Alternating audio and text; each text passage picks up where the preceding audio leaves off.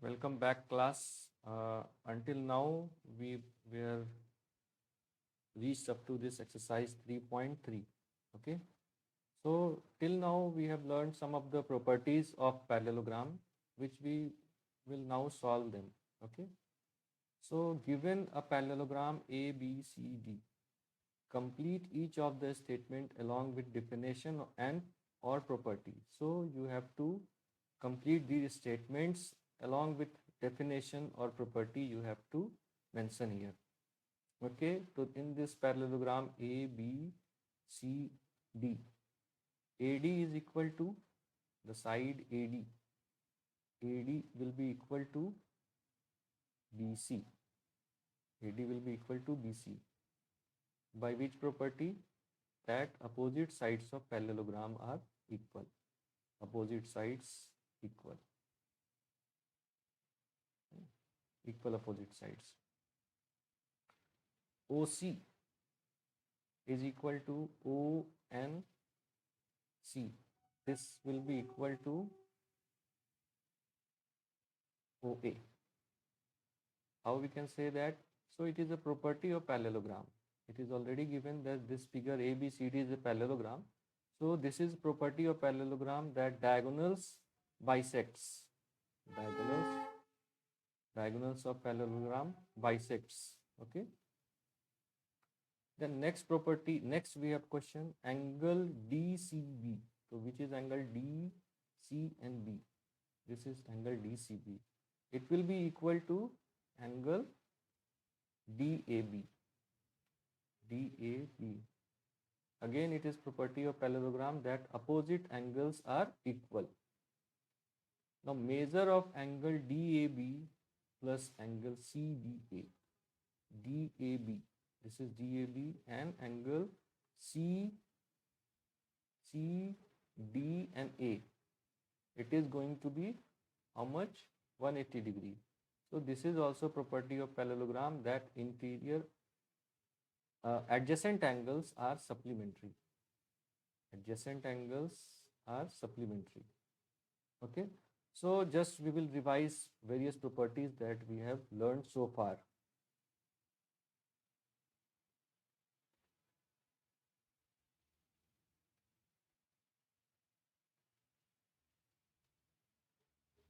So we learned about one of the important properties of polygon, that sum of measures of external angles of any polygon is 360 degree.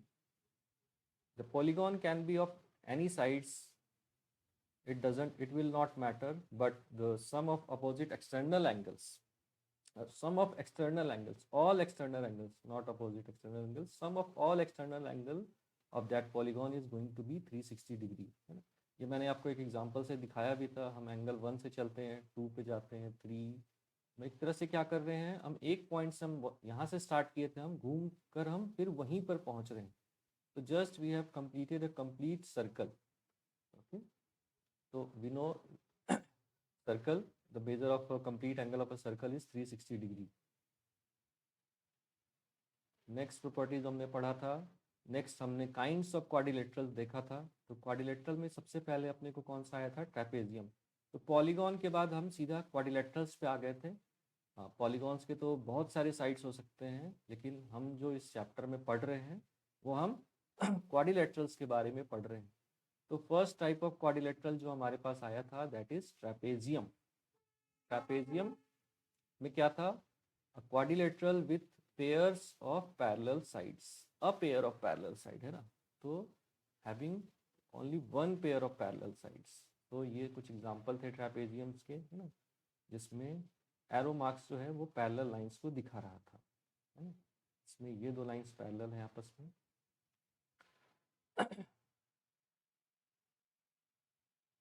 तो यहाँ पे मैंने एक short summary जैसा भी आपके लिए क्रिएट कर दिया है. Sum of measures of external angle of any polygon is 360 degree, है ना, ये देखा हमने. Next, trapezium is a quadrilateral with a pair of parallel sides. Only one pair of a parallel sides. Next, if non-parallel sides of trapezium are equal, then we call it isosceles trapezium. In a trapezium, if the non-parallel sides are equal, then we get isosceles trapezium. We call that trapezium an isosceles trapezium.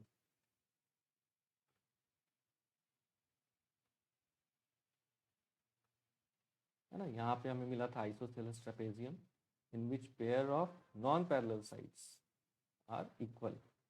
Next हम लोगों ने देखा था kites, है ना, kites आप सब लोग उड़ाते भी हैं, तो काइट्स का क्या डेफिनेशन था? काइट्स में हमने देखा था कि it will having distinct consecutive pairs of equal length.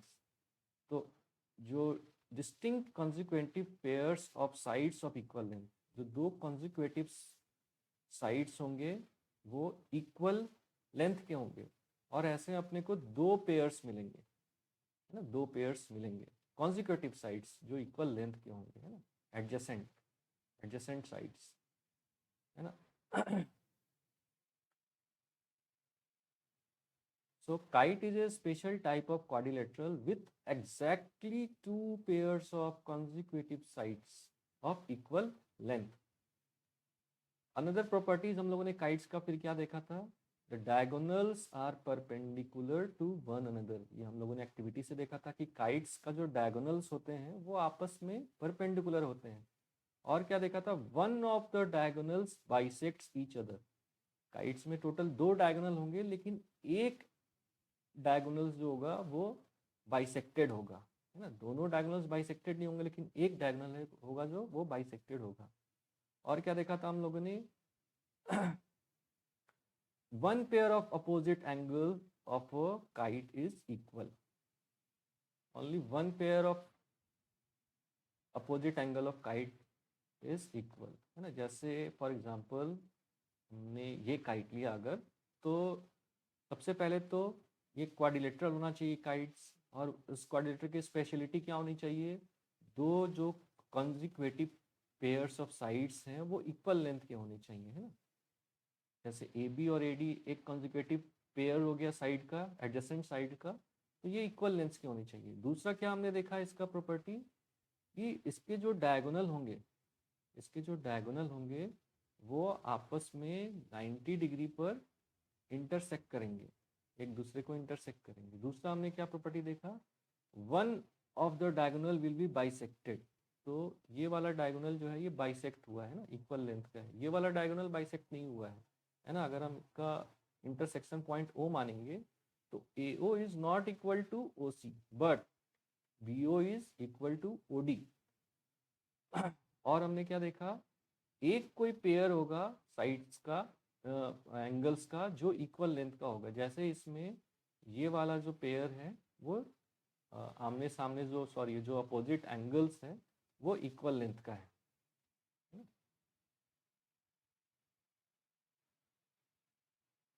Next हम आए थे पैरेललोग्राम पर, है ना. तो व्हाट इज पैरेललोग्राम?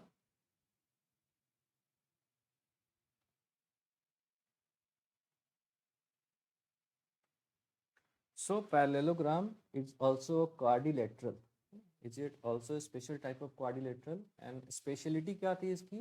इसके दो अपोजिट साइड्स आपस में पैरेलल थे, है ना. जैसा इसका नाम सजेस्ट कर रहा है, पैरेललोग्राम, है ना. तो इससे हमने देखा था कैसे हम पैरेललोग्राम ड्रॉ करते हैं. A parallelogram is a quadrilateral whose opposite sides are parallel, है. अपोजिट साइड्स आपस में पैरेलल होते हैं. तो एक अपोजिट साइड्स को हमने सिंगल एरो से दिखा दिया पैरेलल, और दूसरे अपोजिट साइड्स को दूसरे दो एरो से दिखा दिया that this opposite sides are parallel. उसके बाद फिर हम लोगों ने एक के बाद एक डिफरेंट और प्रॉपर्टीज देखी थी, है ना. उसमें क्या थी? Opposite sides of parallelogram are of equal length. जो अपोजिट साइड्स थे वो इक्वल लेंथ्स के थे. नेक्स्ट हमने क्या देखा था? Opposite angles of parallelogram are of equal measures. तो जो अपोजिट एंगल्स थे पैरेललोग्राम के वो भी इक्वल्स थे, है ना, वो भी आपस में इक्वल थे. नेक्स्ट हमने क्या देखा था? Adjacent angles in parallelogram are supplementary. तो एडजेसेंट एंगल को जब हम ऐड करेंगे पैरेललोग्राम में तो किसकी वैल्यूज कितनी आनी चाहिए? 180 डिग्री आनी चाहिए. फिर हमने और क्या प्रॉपर्टी देखा था? Diagonals of parallelogram bisects each other. Kite में कैसा? They were not bisecting each other. but one of the diagonal was being bisected. But in parallelogram, both the diagonals are bisecting each other. So BD is also bisected and AC is also bisected at point O. It means AO is equal to OC and OD is equal to OB, है ना. तो just एक summarise कर दिया मैंने properties यहाँ पे parallelogram का भी for your ready reference. A parallelogram is a quadrilateral whose opposite sides are parallel, है ना. ये बेसिक इसका डेफिनेशन हो गया. उसके बाद इसकी प्रॉपर्टीज क्या क्या हैं. तो सबसे पहला प्रॉपर्टी देखा हमने, opposite sides are of equal length, है ना.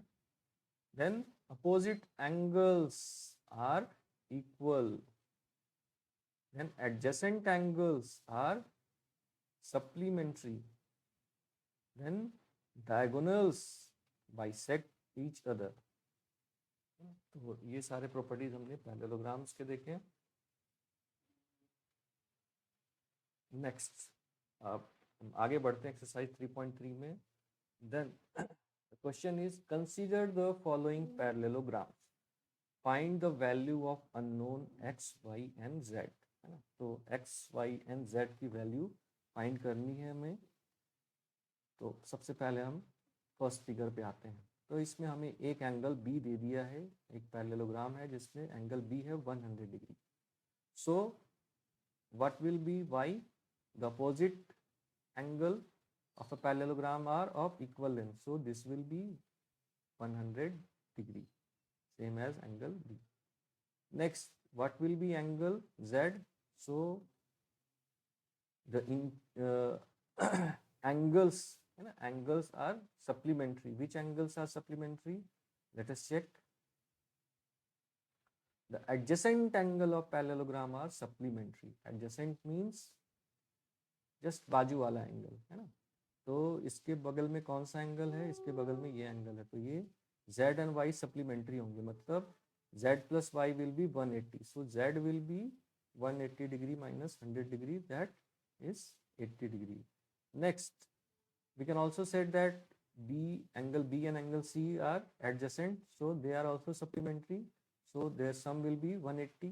Therefore, C we can write 180 degree. And also A and C are opposite angles. So in this way also we can find कि A, हमने A की value निकाल ली है 80, तो C की value भी 80 होगी. ईजी है, बहुत ईजी है. नेक्स्ट, यहाँ Z यहाँ मेंशन नहीं किया पैरेललोग्राम के साइड, बस ये एंगल आपको 50 दे दिया है. तो 50 के सामने एंगल कितना होगा, अपोजिट एंगल कितना होगा, 50 डिग्री. अब इस 50 डिग्री के सामने जो एंगल होगा एडजेसेंट एंगल, तो sum of adjacent angle is 180 degree, that is supplementary. So Z कितना हो जाएगा, Z will be 130 degree. Okay, just a minute, the battery is low. So x is 130 degree.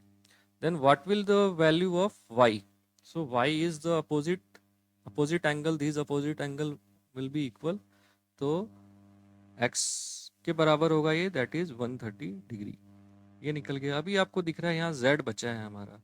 तो क्योंकि ये एक स्ट्रेट लाइन है, तो स्ट्रेट लाइन का जो सम होता है उस पे जो एंगल्स बने उनकी सम कितना होता है, 180 डिग्री होता है. तो this will be 130 degree. 130 plus 50 will be 180.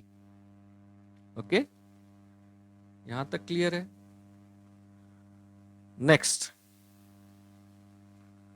Next this figure, this is also parallelogram as it is already mentioned in the question.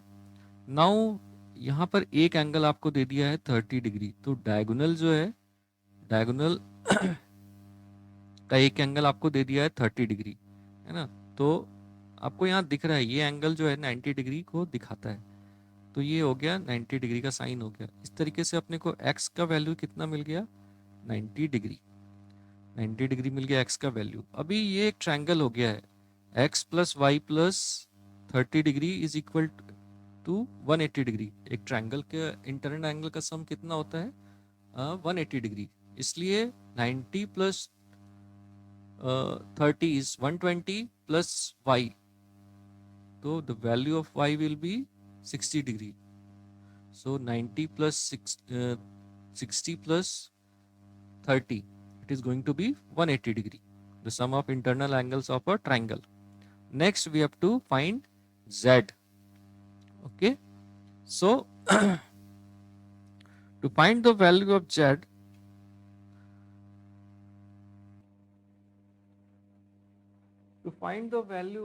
z, हमें पीछे जाना पड़ेगा।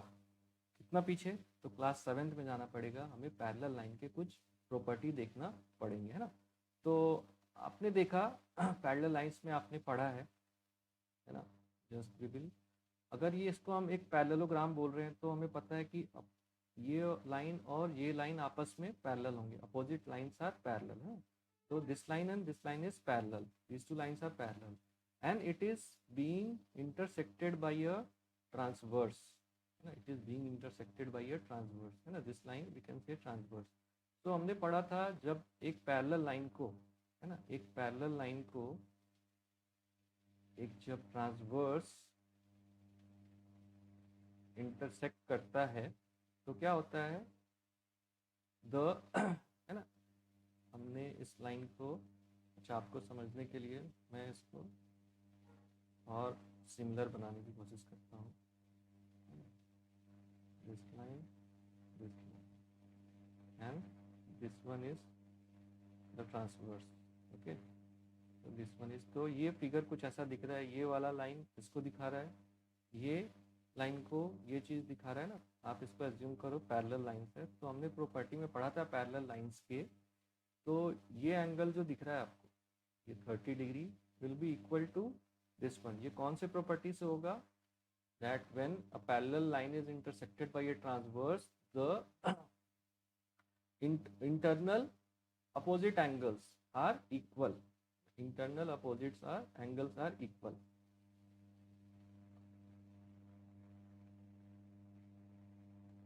एंगल, सो एक बार इस पे आते हैं, लोग पैरेलल लाइंस पे आते हैं, है ना। इसका क्लास 7th का ये समरी मैंने इधर ऐड किया हुआ है। When two line intersects, they form four angles. Vertically opposite angles are equal and linear pairs adds up to 180 degree. जब दो लाइंस आपस में इंटरसेक्ट करते हैं तो वर्टिकली अपोजिट एंगल्स इक्वल होते हैं and linear pairs adds up to 180 degree, है ना। तो क्या मतलब है इसका? अगर दो लाइन आपस में इंटरसेक्ट कर रहे हैं तो वर्टिकली अपोजिट एंगल, तो वर्टिकली अपोजिट एंगल इसका ये हो गया और इसका एंगल का वर्टिकली अपोजिट कौन सा हो गया? ये हो गया, है ना। तो these angle will be equal and linear pairs adds up to 180 degree. तो this one and this one linear pair will add up to 180 degree. When two line intersects, the angle formed are 90 degree. All four angles are equal. The lines are said to be perpendicular to each other, है ना। तो when two lines intersects and one the angle form is 90 degree between them, then we say that these lines are perpendicular to each other.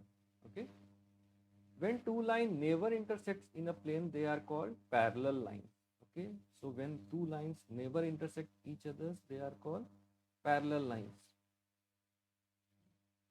Actually the parallelogram is formed by parallel lines. When a line T intersects another pair of line, it is called transversal and it forms two sets of four angles. Each of the four angle in first set has corresponding angle in second set. So when a line T intersects two pair of line, or one pair of line, then it is called, T is called transversal and it has four pairs of corresponding sides, 4 pair of corresponding sides. So here 4 angles, and here at this point it is forming 4 angles. So it has 4 pair of corresponding sides. This angle will correspond to corresponding angles. This angle will correspond to this angle. This angle will correspond to this angle. Okay.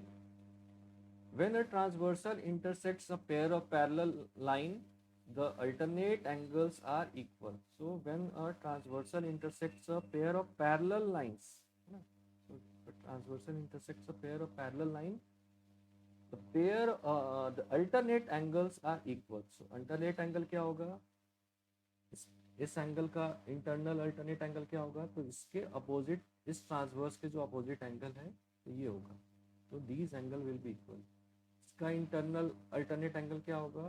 तो इसका internal alternate angle इस transverse के जो opposite में होगा ये होगा. तो ये आपस में इक्वल होंगे. इसी तरीके से alternate interior and alternate exterior angle बनेंगे ना. अगर पैरेलल लाइन है, ये आपने क्लास 7th में पढ़ा है, और इसका इस एंगल का अगर हम बोलेंगे हमें अल्टरनेट एंगल चाहिए, तो इसका एक तो ये इंटीरियर एंगल हो गया इस पैरेलल लाइंस का, और इसका अल्टरनेट एंगल क्या होगा? इस अल्टरनेट इंटीरियर एंगल क्या होगा? तो इस ट्रांसवर्स के अपोजिट साइड जो एंगल होगा, यानी ये एंगल, इस ट्रांसवर्स के अपोजिट साइड ये एंगल है, तो ये ये दोनों एंगल आपस में अल्टरनेट एंगल कहलाएंगे. तो ये इक्वल होंगे. The interior angle on same side of transversal intersecting a pair of line always adds up to 0. Next क्या प्रॉपर्टी है इसका? The interior angle on same sides formed by transversal.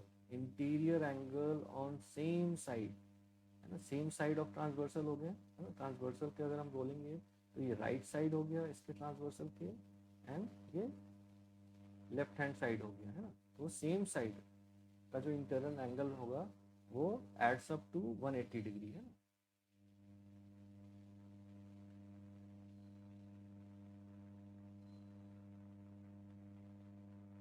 तो parallel lines, पता है आपको, parallel lines जो कभी meet नहीं करे ना, जैसे रेलवे ट्रैक होता है हमारा है ना, तो रेलवे ट्रैक पे एक ट्रैक में लेफ्ट साइड एक रेल होता है और एक राइट साइड एक रेल होता है.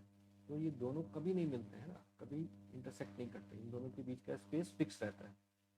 ट्रांसवर्सल क्या होता है? Transversal is a line that intersect 2 और मोर लाइंस एट डिस्टिंक्ट पॉइंट. तो 2 और मोर लाइंस को अगर a line that intersects 2 or more line at distinct point है ना, तो इसको हम ट्रांसवर्सल कहेंगे.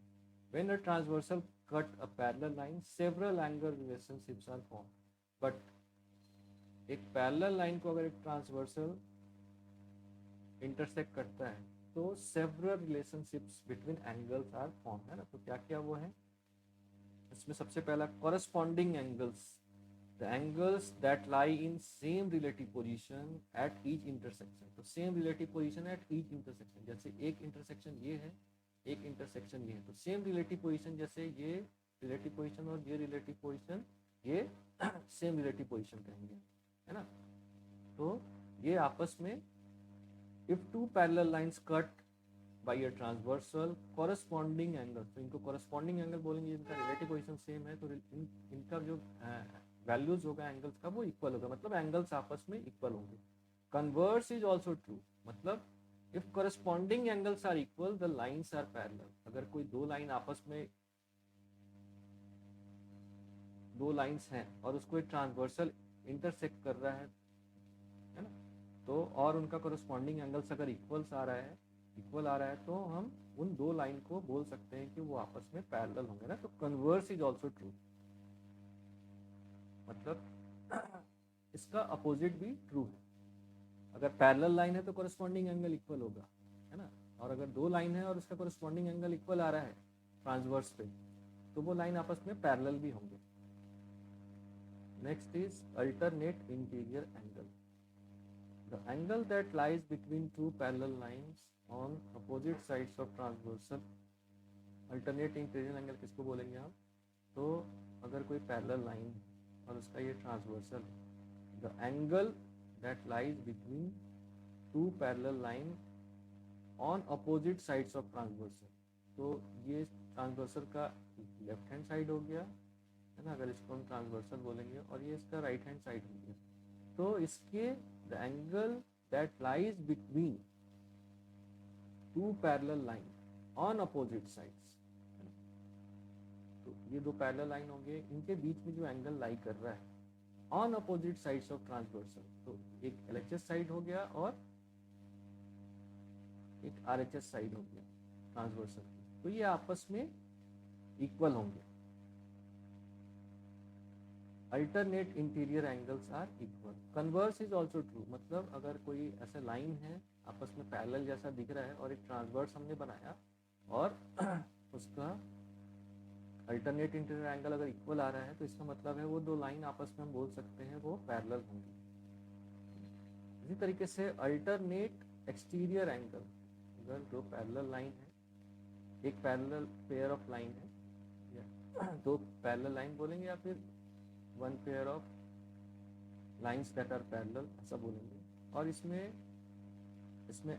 अल्टरनेट एक्सटीरियर एंगल कौन सा होगा, तो ट्रांसवर्स के अपोजिट साइड में जो एक्सटीरियर एंगल होगा, जैसे ये ट्रांसवर्स है, इसके अपोजिट साइड्स में एक्सटीरियर एंगल होगा, तो एक्सटीरियर एंगल कौन सा है, इस ये वाले जो एंगल हो गए 1 2 3 4, ये तो इंटीरियर एंगल कहलाएंगे, है ना, 5 6 7 8, तो ये एक्सटीरियर एंगल कहलाएंगे, है ना।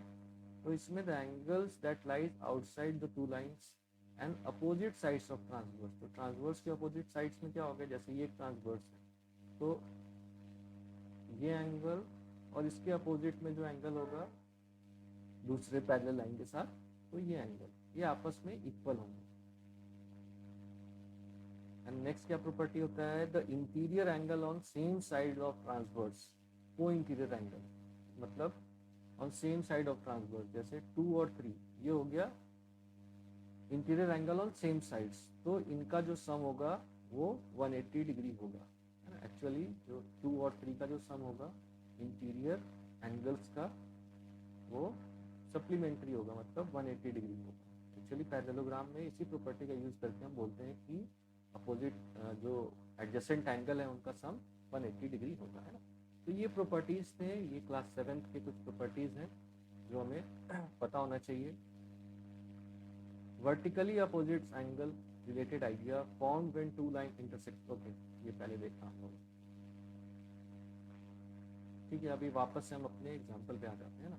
तो इसमें देखा आपने ये this angle that is 30 degree and this angle by the property of parallel lines, this line is parallel to this, we can say these are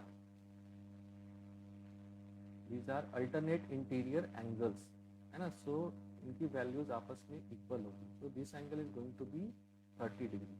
Now in the triangle we have found two angles that are 90 and 30, that is 120, so this will be, when we'll add this to that 120, it should be 180 degree, so the value of Z will be 60 degree. Now this is also a parallelogram as said in question already, so these are parallel sides. This is 80 degree, so Y is going to be opposite angle, this is also going to be 80 degree.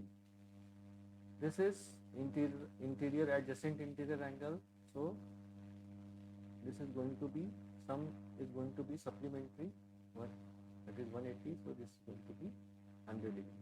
Now we have to find this Z. So if we, by using property of parallelogram only, we can write this angle as equal to this, opposite angles are equal, तो opposite angle equal होकर इसको 100 degree लिख सकते हैं।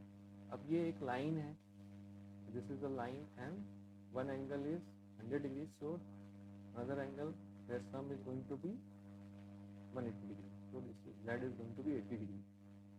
अभी इसमें देखो आप, ये आपको दे दिया 112 डिग्री, तो Y कितना होगा, Y को पता चल गया 112 डिग्री, 112 डिग्री। अभी अपने को ये पता है कि एडजेसेंट एंगल का सम कितना होता है 180, तो 112 plus 40 plus z, 40 plus z is one angle, so it is going to be 180. So z will be 180 minus 152. The value of z is going to be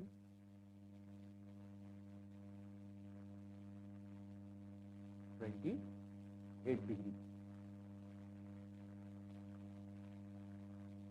Z is 28 degree. Now we have to find value of x. So if we considering this line is parallel to this line and this is a transverse, so we have just seen that alternate interior angles are equal, so z and x will be equal, so x is going to be 28 degree. Another method by which you can find, so this is a triangle,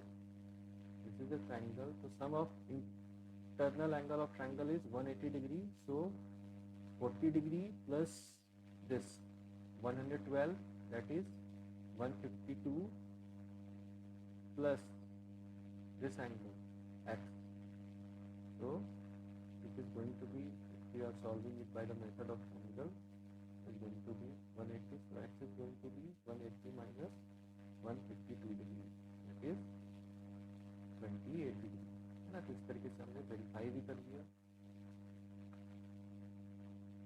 Can a quadrilateral ABCD be a parallelogram if angle B plus B is 180 degree? तो ABCD कोई एक हमारा quadrilateral है। Can it be parallelogram if angle D plus B is 180 degree?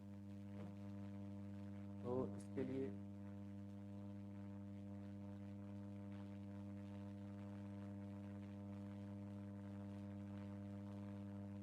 there is any parallelogram,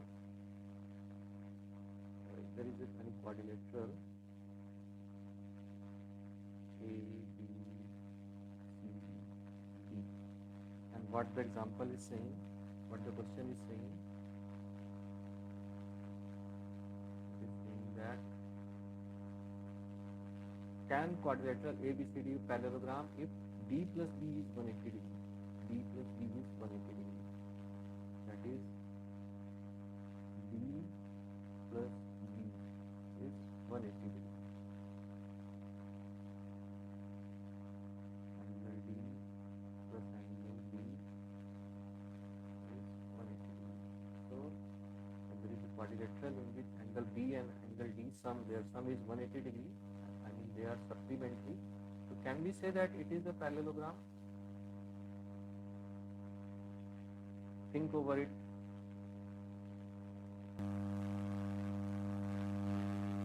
तो हमसे क्या पूछ रहा है, हमसे पूछ रहा है कि अगर एक ये है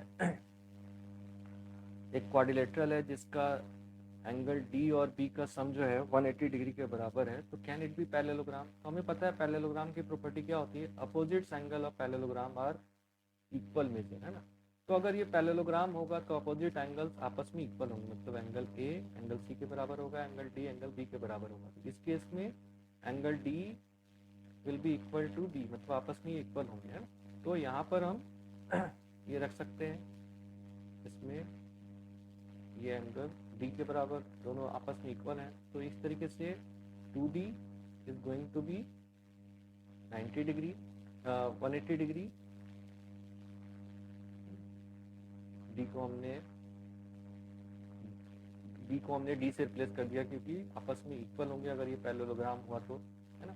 तो डी हमारा कितना हो गया, एंगल डी हमारा 90 डिग्री हो गया, और इस तरीके से एंगल बी भी हमारा कितना हो गया 90 डिग्री होगा। तो मतलब ये एंगल जो है आपस में 90 डिग्री होगा, तो एक तरीके से ये क्या बन जाएगा, अगर अपोजिट एंगल 90 डिग्री हो गए तो ये एक रेक्टेंगल बन जाएगा, है ना। तो इसमें हम बोल सकते हैं yes it can be parallelogram but the angle should be, both the measure of angle B and B and D should be, that is 180 degree.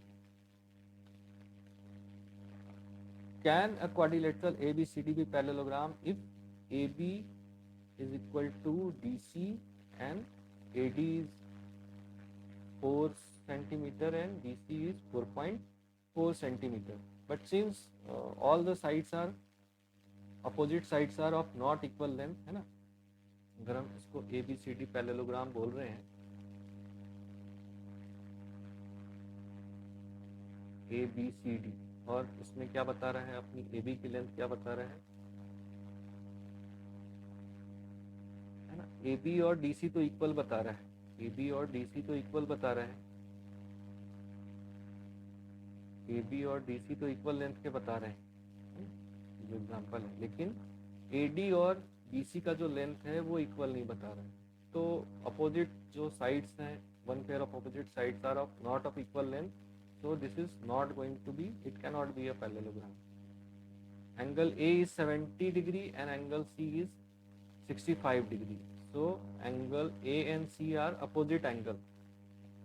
Angle A and C are opposite angle, and it is a property of parallelogram. If the quadrilateral is the parallelogram, then opposite angle should be of equal measure. So this cannot be a parallelogram.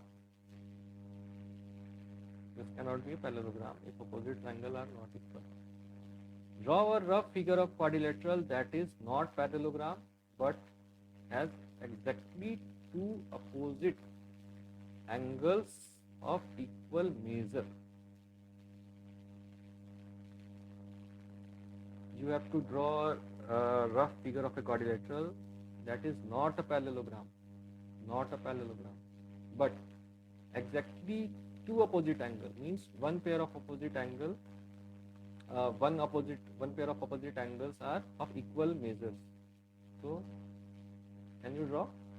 Actually you have read this special type of quadrilateral in which pair of one opposite pair of opposite angles are equal, only one.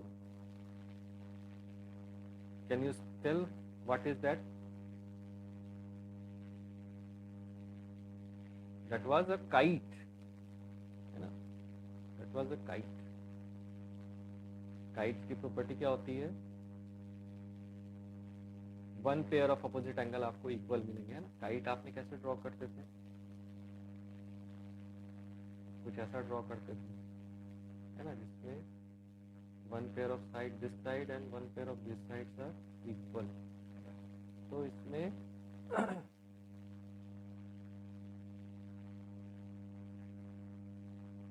if you are not clear with this figure, let me show a fresh figure that you have already seen.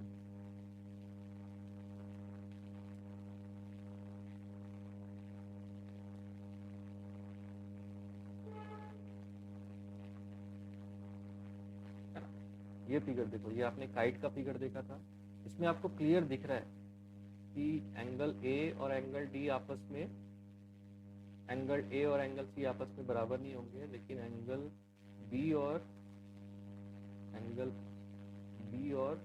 D आपस में बराबर है. Angle D और angle B आपस में बराबर है, but ये दो एंगल आपस में बराबर नहीं. तो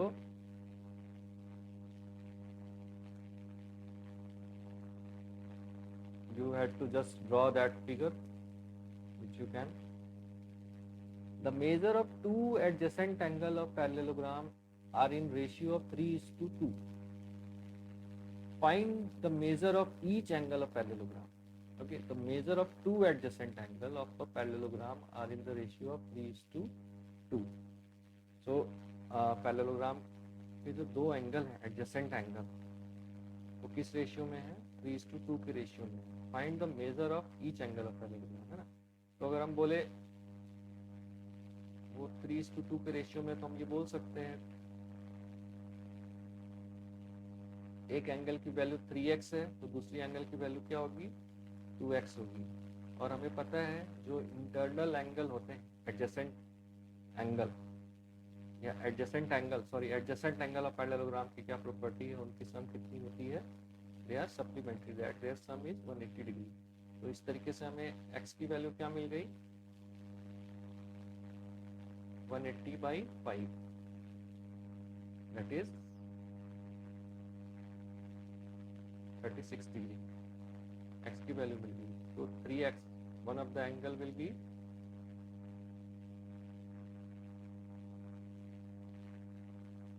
108 degree and other angle that is 2x will be 72 degree, है ना। तो इस तरीके से हमें एडजेसेंट एंगल ऑफ पैरेललोग्राम मिल गया ना। तो पैरेललोग्राम कुछ कैसा बनेगा, एडजेसेंट एंगल 108 एंड 72 डिग्री है ना। तो पैरेललोग्राम वो कुछ ऐसा बनेगा,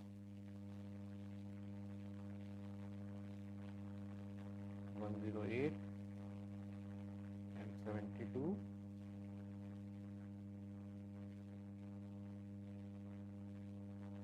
degree.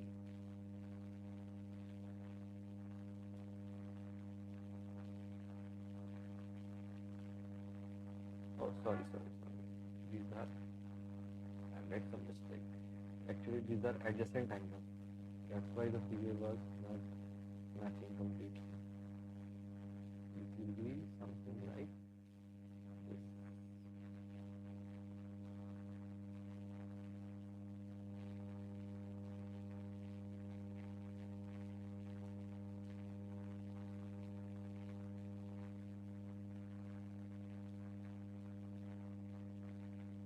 One 108 and will be 72 degree, and this will be 108 degree. So this angle will be 108 degree opposite angle, and this angle will be 72 degree. तो इस टाइप का कुछ पैरेललोग्राम वो बनेगा।